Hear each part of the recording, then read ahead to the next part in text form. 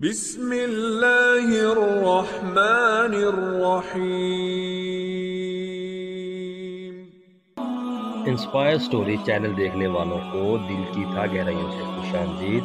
اسلامی و دنیاوی اور سبق آموز واقعات کی ویڈیو دیکھنے کے لیے انسپائر سٹوری چینل کو سبسکرائب کریں۔ حضرت بہلول دانا رحمۃ اللہ علیہ تاریخ کے ایک ایسے کردار ہیں جن کے نام کے ساتھ مجنوں اور دیوانہ جیسے الفاظ ان کے لقب کا حصہ بن چکے ہیں، مگر تاریخ کے صفات میں وہ بہت دیوانے ہیں جنہوں نے دیوانگی کا مفہوم ہی بدل دیا ہے۔ وہ اپنے من کی موج میں جہاں چاہتے پہنچ جاتے۔ حضرت بہلول دانا رحمۃ اللہ علیہ نے ایک انوکھی راہ چنی۔ ان کی دیوانگی میں چھپی ہوئی فرزانگی اور ان کے پاگل پن میں پوشیدہ حوص صباح کائنات عوام کو اپنے قریب کرتی تھی۔ آپ رحمۃ اللہ علیہ نہ کسی کو ستاتے تھے نہ پریشان کرتے تھے، البتہ اپنے جنون میں اپنی دانشمندی کو چھپائے ہر وقت لوگوں کی مدد کرنے کو تیار رہتے تھے۔ حضرت بہلول دانا رحمۃ اللہ علیہ کا اصل نام وہاب بن عمر تھا۔ وہ آپ کی جائے پیدائش کوفہ بتائی جاتی ہے۔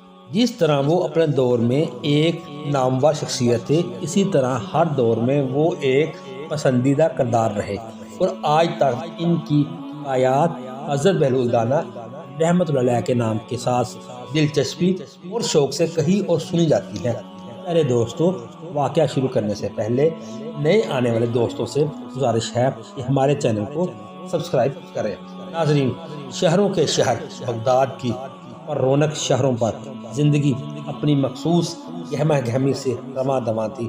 لوگ اپنے روزمرہ کے معاملات میں مصروف تھے، جبکہ بغداد کے کچھ شریر لڑکے پاگل کا شور مچاتے ایک شخص کے پیچھے دوڑتے جا رہے تھے، اور وہ پریشان حال شخص بار بار مڑ کر انہیں منع کرنے کی کوشش کرتا، لیکن وہ شریر بچے کسی طور بھی نہیں مانتے تھے۔ کوئی اس آدمی کو پتھر مارتا تھا اور کوئی اس کے کپڑے کھینچتا اور کوئی پاگل کہہ کر اسے چھیڑتا۔ کہتے ہیں کہ بچوں سے شیطان بھی پناہ مانگتا ہے۔ وہ آدمی بچوں کو منع کر کے تھک گیا۔ اس نے ہاتھ جوڑ دیے اور ان نئے شیطانوں سے بولا، خدا کے لیے میرا پیچھا چھوڑ دو، میں پاگل نہیں ہوں۔ اس کی آواز میں غمگینگی اور اس کی آنکھوں میں نمی تھی، جبکہ لڑکے کھلکھلا کر ہنس رہے تھے۔ اتنے میں ایک کڑکدار آواز میں کسی نے کہا، ٹھہر جاؤ شیطان کے چیلو، ابھی میں تمہیں سیدھا کرتا ہوں۔ لڑکوں نے اس آواز کی سمت مڑ کر دیکھا تو حضرت بہلول رحمۃ اللہ علیہ نے اپنا عصا لہراتے ہوئے آ رہے تھے اور کہنے لگے، تم لوگوں کو شرم نہیں آتی ایک شریف آدمی کو تنگ کرتے ہوئے؟ کیوں بیچارے اجنبی کو پریشان کر رہے ہو؟ چلو بھاگو یہاں سے۔ حضرت بہلول رحمۃ اللہ علیہ نے لاٹھی اٹھائی تو لڑکے سر پر پیر رکھ کر بھاگ نکلے۔ یہ سب دیکھ کر اس اجنبی شخص کی جان میں جان آئی۔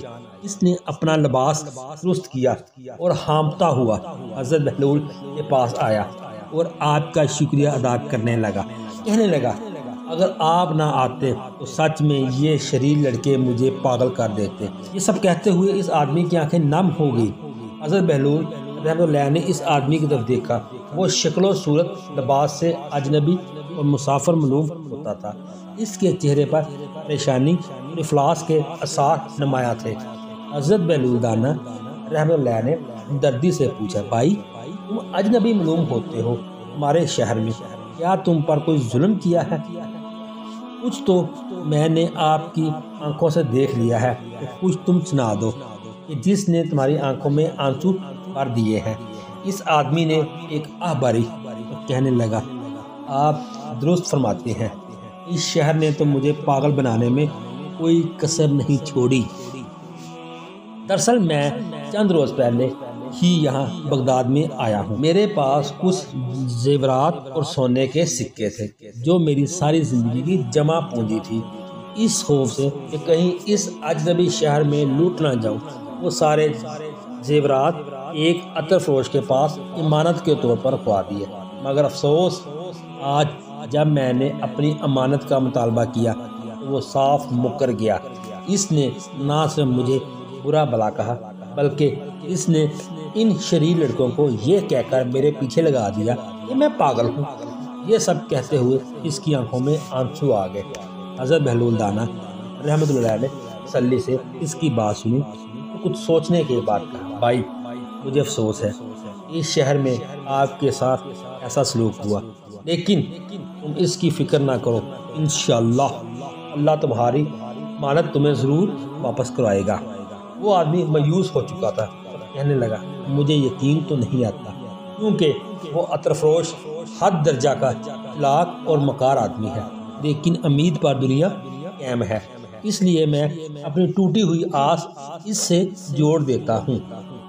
آپ میری جمع پونجی دلوا دیں تو میں عمر بھر آپ کا مشکور آپ کے لیے دعا گو رہوں گا۔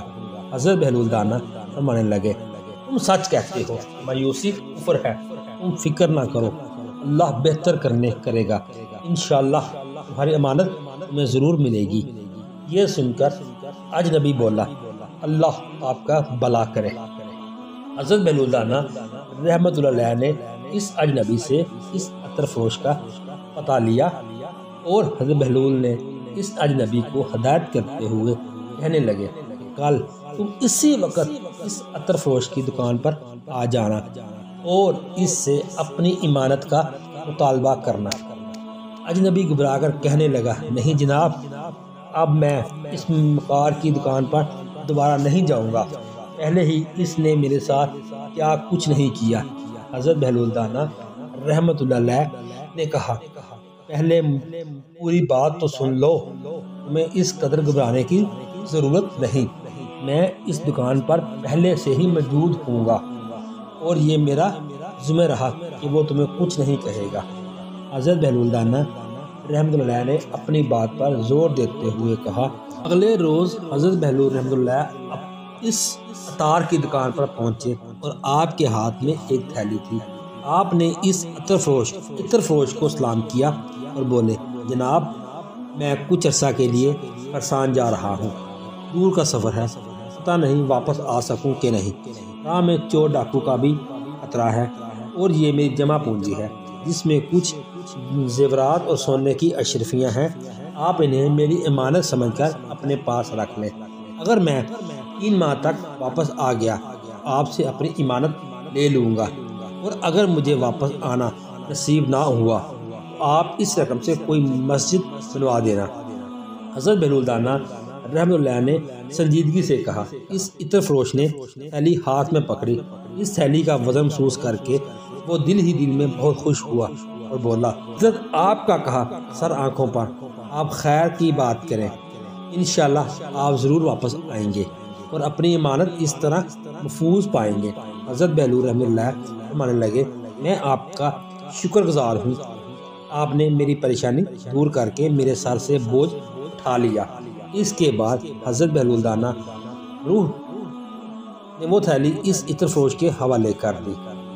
عین اسی وقت وہ اجنبی بھی دکان پر آن پہنچا اور ہچکچاتے ہوئے بولا، جناب میں نے جو امانت آپ کے پاس رکھوائی تھی برائے کرم آپ اسے واپس فرما دیں۔